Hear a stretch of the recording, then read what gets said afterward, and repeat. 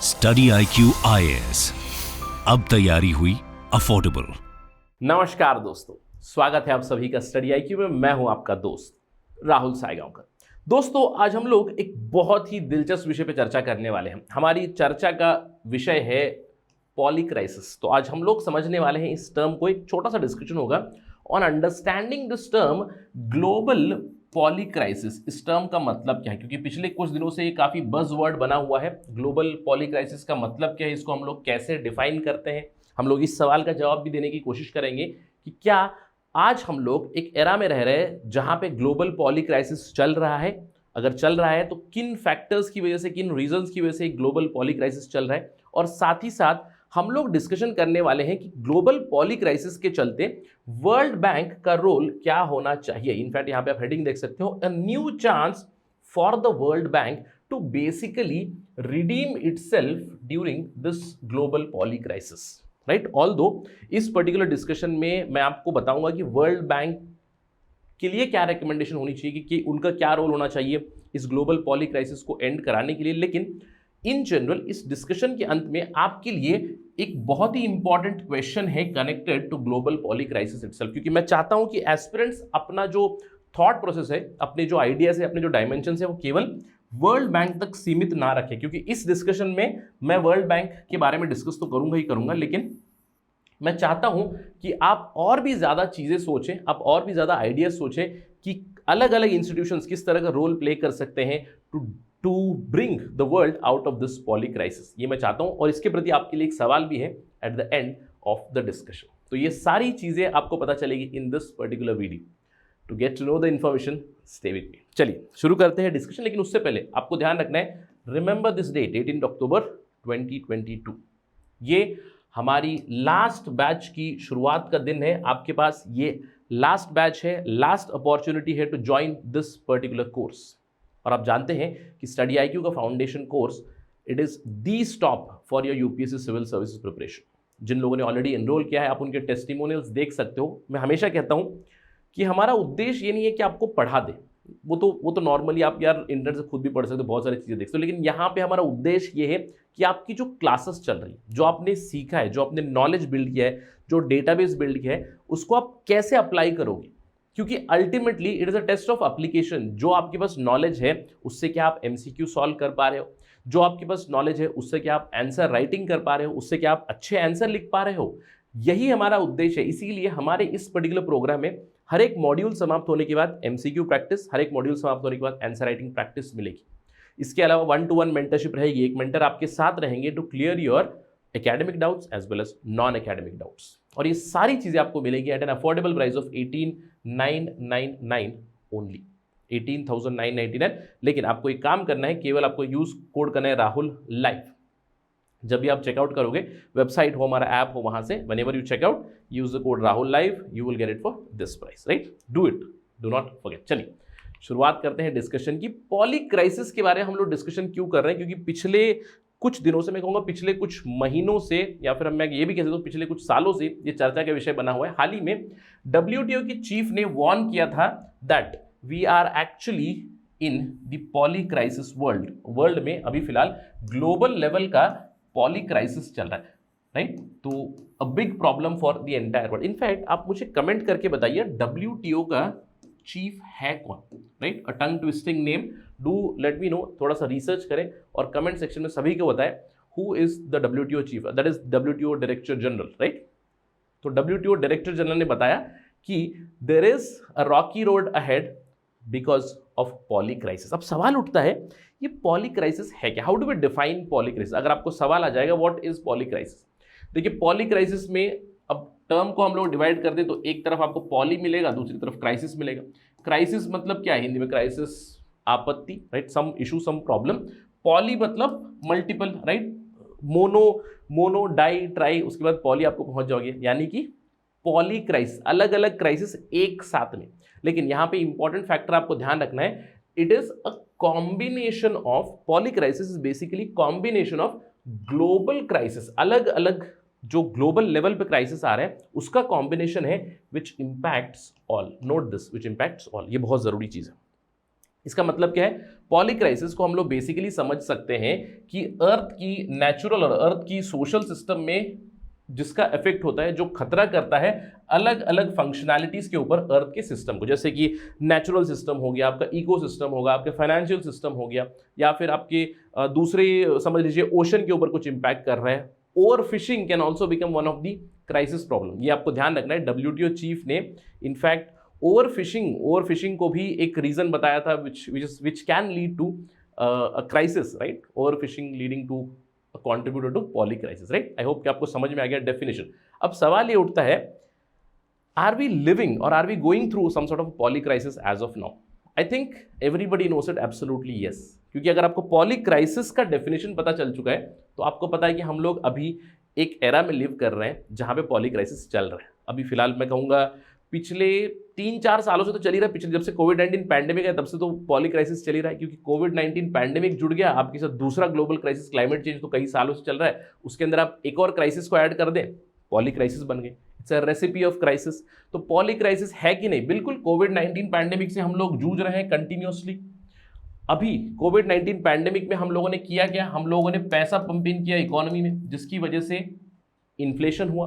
तो आज global inflationary pressures चल रहे हैं। इन्फ्लेशनरी प्रेशर की वजह से there is a threat of looming global recession, isn't it? Recession आने वाला है, इस तरह की बहुत सारी रिपोर्ट्स हम लोगों ने देखी है। और रिसेशन से लड़ने के लिए, इन्फ्लेशन से लड़ने के लिए बैंक्स ने इंटरेस्ट रेट को बढ़ा दिया है। अब देखिए, रिसेशन आ गया, इसका मतलब क्या है? मल्टीपल क्वार्टर्स में आपको एक स्लो डाउन मिलेगा, इजंट इट?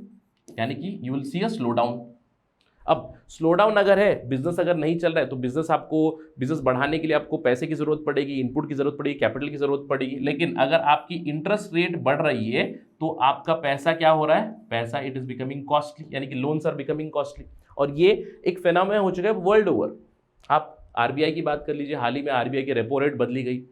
फेडरल रेट्स आपने देखा होगा, फेड रेट जब भी बढ़ते हैं इंडियन शेयर मार्केट को अगर आपने फॉलो किया, it has been getting impacted continuously. तो हायर इंटरेस्ट रेट्स, इसके अलावा stronger dollar is becoming another global problem. अब ये क्यों? अब आपका लोग रहेगा, सर डॉलर की आप बात क्यों कर रहे हैं? हम लोग पहले कई बार चर्चा कर चुके हैं, is hegemony of dollar eroding? क्या डॉलर की हेजिमनी धीरे धीरे कम हो रही है? अगर सभी को लग रहा था कि हो रही थी because of the challenge from bitcoin, आपने देखा बिटकॉइन की हालत क्या हो गई है, क्रिप्टो करेंसी की हालत क्या हो गई है। तो dollar is getting more and more stronger. और अगर डॉलर स्ट्रॉन्गर होगा, इसका मतलब क्या है? यूनाइटेड स्टेट्स की इकोनॉमिक पावर ज़्यादा होगी। मैं कहूँगा यूएस का जो क्लाउड है वो कंटिन्यूसली बढ़ता हुआ जाएगा। और हम लोग आज रह रहे हैं किस एज में? मल्टीलैटरलिज्म, मल्टीपोलैरिटी की एज में। लेकिन यूएस की अगर पावर कंटिन्यूसली बढ़ती हुई जाएगी, then we are again heading towards the direction of unipolarity, a huge global problem. इसके अलावा महंगाई तो बढ़ी रही है। आप जानते हैं कि फूड और energy prices are on rise continuously. सबसे बड़ा जो खतरा बताया जा रहा है, WTO चीफ हो, FAO के चीफ हो, सभी ने हाईलाइट किया है कि अगले साल यानी कि 2023 में सबसे बड़ा क्राइसिस होने वाला है पूरे विश्व में। It is connected to the food crisis, food shortage. Although कुछ देशों में शॉर्टेज नहीं है, लेकिन फूड के प्राइसेस इतना ज्यादा बढ़ चुके हैं कि food insecurity is going to be the biggest challenge in 2023। इसके अलावा क्लाइमेट चेंज तो यार प्रॉब्लम है ही कंटिन्यूसली। क्लाइमेट चेंज तो मैं कहूँगा पिछले 50 सालों, जब से मुझे लगता है 1972 का स्टॉकहोम कॉन्फ्रेंस हुआ है, तब से लेकर अभी तक ये क्लाइमेट चेंज के ऊपर डिस्कोर्स चल ही रहा है। तो climate change is one of the contributor to polycrisis always, right? यानी कि क्लाइमेट चेंज के साथ आप दूसरे प्रॉब्लम्स को जोड़ दीजिएगा, then it becomes a recipe for your polycrisis. I hope it is clear that we are right now going through some sort of a global poly crisis. और जैसे कि मैंने आपको डिस्कशन की शुरुआत में बताया था, इस पॉली क्राइसिस से निकलने के लिए वर्ल्ड बैंक का एक बहुत ही इंपॉर्टेंट रोल हो सकता है, क्योंकि हम लोगों ने आइडेंटिफाई कर लिए हैं कि पॉली क्राइसिस किसकी वजह से चल रहा है। कोविड-19 पैंडेमिक की वजह से चल रहा है, ऑल्दो पैंडेमिक थोड़ा सा नंबर्स कम हो चुके हैं, but recession, high interest rate, strong dollar problem, climate change, इन सभी से लड़ने के लिए, इन सभी का सोल्यूशन निकालने के लिए वर्ल्ड बैंक मदद जरूर कर सकता है। देखिए, वर्ल्ड बैंक आप जानते हैं, वर्ल्ड बैंक पहले क्या था? वर्ल्ड बैंक में IBRD है, international bank for reconstruction and development. World war 2 के बाद यूरोपियन रिकंस्ट्रक्शन के लिए जरूर बना था, लेकिन अभी उसका मैंडेट बदल चुका है। उसका मैंडेट है कि पूरे विश्व में फाइनेंशियल स्टेबिलिटी बनी रहे, उस विश्व में पॉवर्टी कम हो, डेवलपमेंट हो, स्पेशली लो इनकम कंट्रीज का, एलडीसीज का। तो वर्ल्ड बैंक का विजन उन्होंने अनाउंस किया हुआ है कि 2024 से 2034 तक आने वाले 10 साल में 2024 से 2034 के डेकेड में $2 ट्रिलियन की लेंडिंग करेंगे, यानी कि पैसा देंगे। आप जानते हैं कि वर्ल्ड बैंक के जो लोन्स होते हैं they are relatively low interest rate loans. तो जब भी वर्ल्ड बैंक लेंडिंग करेगा तो उस लेंडिंग को वर्ल्ड बैंक को कनेक्ट करना चाहिए विद सस्टेनेबिलिटी, उस लेंडिंग को कनेक्ट करना चाहिए पॉवर्टी को एराडिकेट करने के लिए, क्योंकि गरीबी, पॉवर्टी, मैंने आपको बताया कि अगले साल 2023 में सबसे बड़ी प्रॉब्लम होने वाली है फूड की, फूड इनसिक्योरिटी की। अगर जहां पे पॉवर्टी है वहां पे बहुत बड़ा खतरा रहेगा because of food non availability. इसके अलावा पब्लिक गुड्स में इन्वेस्ट अगर कर रहे हैं तो उन प्रोजेक्ट्स में लेंडिंग कर सकते हैं। इसके अलावा प्राइवेट इन्वेस्टमेंट को बढ़ावा देने की जरूरत है, क्योंकि हम लोग ऑलरेडी देखिए लूमिंग रिसेशन की बात कर चुके हैं, हायर इंटरेस्ट रेट की बात कर चुके हैं। अगर कैपिटल चाहिए, पैसा चाहिए प्राइवेट सेक्टर को भी, तो वर्ल्ड बैंक के जो प्राइवेट विंग्स है, वर्ल्ड बैंक के प्राइवेट विंग्स है दो, एक है आईएफसी, इंटरनेशनल फाइनेंस कॉर्पोरेशन, इसके अलावा है MIGA, multilateral investment guarantee agency. MIGA basically FDI के लिए समझ लीजिए बेसिकली इंश्योरेंस देता है। MIGA is like an insurance agent for the FDI. तो एफडीआई एक दूसरे के देश में बढ़ाने के लिए मिगा की मदद ली जा सकती है, आईएफसी की मदद ली जा सकती है। तो आईएफसी और MIGA should work more and more to promote private investment. इसके अलावा आपकी ग्रीन ट्रांजिशन में जो भी आपकी फाइनेंसेस, जो भी आपकी लेंडिंग होगी, वहां पे focus should be on green financing, क्योंकि हम लोग ग्रीन ट्रांजिशन की बात कर रहे हैं। क्लाइमेट चेंज से लड़ने के लिए ग्रीन एनर्जी को पुश करने की जरूरत है। इसके अलावा वर्ल्ड बैंक को खुद की प्रोसीजर्स में एफिशिएंसी लाने की जरूरत है बहुत। सबसे पहले तो वर्ल्ड बैंक के रिफॉर्म्स लाने की जरूरत है। आपने देखा होगा वर्ल्ड बैंक और आईएमएफ ने कोविड-19 के दौरान नए एसडीआर्स दिए थे, right? They give new SDRs, but इन एसडीआर्स से ज्यादा कुछ इंपैक्ट नहीं हुआ कोविड-19 से लड़ने के लिए। इनफैक्ट और भी ज्यादा इन्फ्लेशन और हम लोगों ने रिसेशन की प्रॉब्लम्स देखी in future. So SDR intervention did not work too much. तो हम लोग यहां पे क्या कर सकते हैं, इनकी प्रोसीजर्स को और भी अच्छा कर सकते हैं। एक तो खुद में रिफॉर्म लाना है, दूसरा है आपके लोन्स जो आएंगे रिकंस्ट्रक्शन के लिए फास्ट प्रोसीजर से क्लियर करें। अब देखिए रिकंस्ट्रक्शन एक बहुत ही इंपॉर्टेंट जिम्मा है, और परहैप्स हम लोग अभी एक एस्टिमेट लगा सकते हैं कि जब भी युद्ध खत्म होगा रशिया और यूक्रेन के बीच, तो World Bank is going to give loans to Ukraine also for reconstruction, right? तो यहां पे आपका लोन का जो प्रोसीजर होगा, किस चीज के लिए जा रहा है, स्पेसिफिक चीज के लिए जा रहा है, तो जल्दी से आपको रिकंस्ट्रक्शन करने के लिए, से एक ब्रिज का रिकंस्ट्रक्शन करना है, स्कूल का रिकंस्ट्रक्शन करना है, तो वहां पे फंडिंग शुड गो टाइमली। तो अपने प्रोसीजर्स अच्छे करने, अपने अंदर रिफॉर्म्स लाने हैं, democratic reforms can be brought. And food security के दृष्टिकोण से स्पेसिफिकली अगर कोई लोन है, कोई एडवांसेस है, कोई लॉन्ग टर्म इन्वेस्टमेंट है, तो वहां पे WTO should do it quickly so that food insecurity का थ्रेट जो सभी के ऊपर लूम हो रहा है वो ना हो। तो बेसिकली वर्ल्ड बैंक के पास कुछ जरूर अपॉर्चुनिटी है अभी इस पॉली क्राइसिस में, अपॉर्चुनिटी है कि खुद को वो रिडीम करे, not just for world bank but even for IMF। But although IMF का बहुत ज़्यादा रोल होता है बेल आउट की तरफ, और हम लोग श्रीलंका की बेल आउट के बारे में चर्चा कर रहे हैं, but world bank focuses on development of the least developed countries, right? सबसे लो इनकम कंट्रीज के ऊपर फोकस करते हैं, पॉवर्टी इरेडिकेशन के ऊपर फोकस करते हैं, ग्रीन फाइनेंसिंग के ऊपर फोकस करते हैं। तो यहाँ पे इनके पास मौका है कि और भी ज़्यादा स्तर में कॉन्ट्रीब्यूट करे to fight this poly crisis, right? So these are some of the suggestions for the world Bank. लेकिन जैसे कि मैंने आपको प्रॉमिस किया था, आपके लिए एक सवाल है एट द एंड। सवाल है ये, global poly crisis is a global challenge. Of course it is a global challenge. मैंने आपको बताया पॉली क्राइसिस का मतलब क्या है। Poly crisis multiple crisis coming together, उनका इंपैक्ट भी होना चाहिए, मल्टीपल सेक्टर्स पे, मल्टीपल लेवल्स पे इंपैक्ट होना चाहिए on all, right? So global poly crisis is a global challenge which concerns all of us and cannot be solved by one country or a group of country or one institution, right? ये आपको समझना है, और इसीलिए आपको बताना है कि global challenges require global solutions.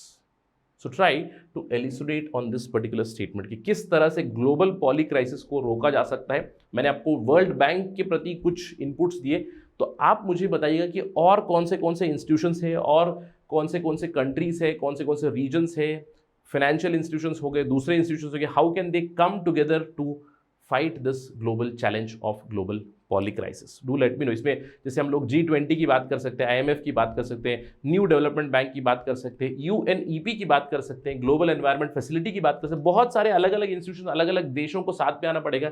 सबसे इंपॉर्टेंट तो again United Nations as always, right? UN has to come together. So do try this particular question. Simple, global challenges require global solutions. In fact ये जो लाइन है, global challenges require global solutions, write an essay on this also. That becomes an essay topic also, right? So do attempt this and let me know how did you do, right? That is it right now in this particular discussion. Thank you for watching this video. Jai Hind. Study IQ IAS, अब तैयारी हुई affordable.